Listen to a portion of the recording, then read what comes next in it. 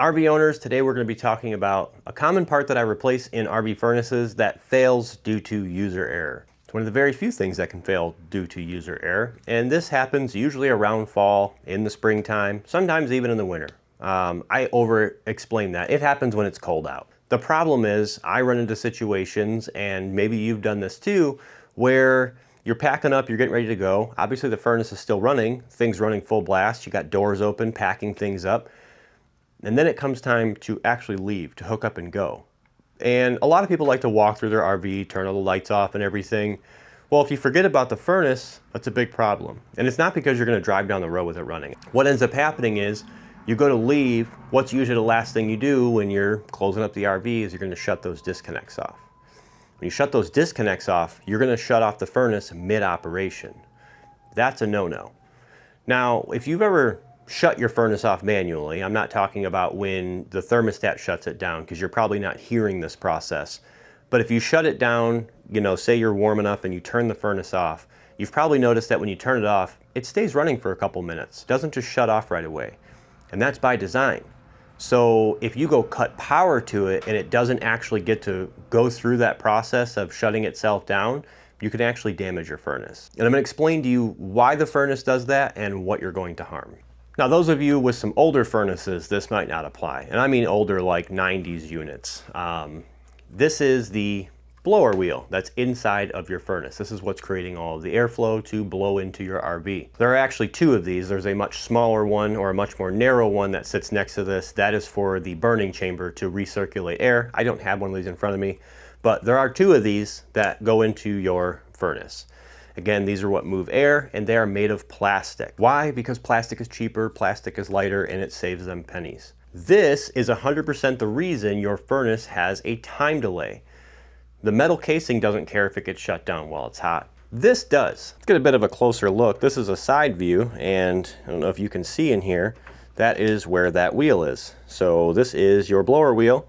This is that same wheel we were looking at right here.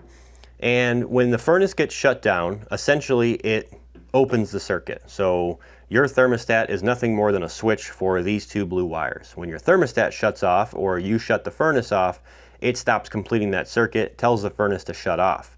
But if you'll notice, let's say we were to ask for power and then you disconnect it, the furnace will stay running. It stays running for a few minutes after that because of the time delay. And that is because a lot of heat is generated inside this blower. It is sucking in warm air, pushing out warm air. The burner exhaust that wheel is getting pretty warm. And what happens is this wheel actually gets kind of soft, but because of centrifugal force while it's turning, it doesn't lose its shape. It actually stays that way until it cools down. It stays spinning. If it stays spinning, it's going to have equal centrifugal force exerted on it, which means that it is not going to deform and warp itself just sitting there. But if you were just to cut power to this furnace while that wheel was hot or the exhaust wheel was hot, it's going to sit there and odds are it's going to deform itself a little bit. Next time you go to turn it on, it starts getting wobbly, it starts getting misshaped, your furnace makes a bunch of noise that it shouldn't be making because you have a blower wheel that is out of balance. It's actually the leading cause to blower motors being out of balance, besides debris being in here, like mouse nesting or stuff building up on the wheel or debris in here. That will cause it to obviously be out of balance, but shutting it down prematurely is one of the #1 things. Another reason that this happens a lot is what you're looking at right here is bench testing. I've watched technicians do the very same thing, and you can destroy a blower wheel doing that very thing right there. Now, not only can this actually generate noise, it could destroy the blower wheel enough to where you can't use it in a couple different ways. One of them being is there's not a lot of space inside of this blower housing outside of that blower wheel. So if it gets a little bit oblong, it will actually start rubbing the casing. That's going to do two things. One, make a really annoying noise, or two, stop the furnace from working properly. There's actually a three, and it can create a really dangerous situation for you, so we'll touch on that. But again, it could become oblong and make a bunch of noise. That's really just annoying. It could become oblong enough to restrict performance, meaning it's not blowing enough air, even to a point where it's not blowing enough air to activate the sail switch and operate. But the third one, this is the dangerous one, and I personally witnessed this happen, is people will ignore the noise. They're like, whatever, my furnace is noisy. The whole time that blower wheel was sitting there rubbing the housing of the exhaust chamber and eventually burned a hole through that. And the only reason the customer finally called me was because their CO detector kept going off. They bought a carbon monoxide alarm, put that in there because they thought that failed, and they disconnected that. That started going off. They got worried, they called me. It took forever to find the source. I thought we had a cracked heat exchanger, all of that stuff, only to finally get there and say, hey, this thing's making a bunch of noise, let's dig into it. And it had just worn its way through that casing, creating a leak into the RV from the burning chamber.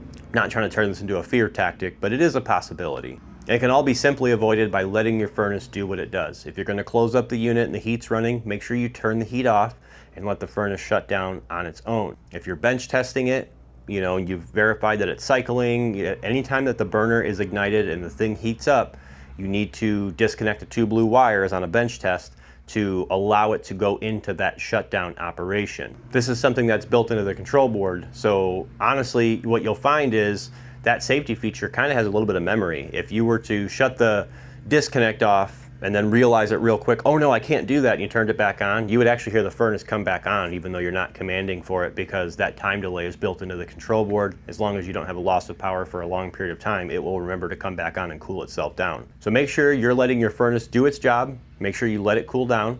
Although these parts aren't very expensive, again, it can create some pretty bad situations, ranging from the heat not working, annoying noises, or putting deadly gases into your RV.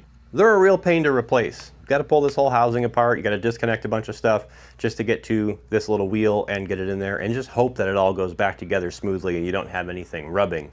So if you've ever turned your furnace off and wonder why it keeps running, that's why. If you guys want to see some more tech tips, tricks, and even some tours in RVs, make sure you guys press that subscribe button.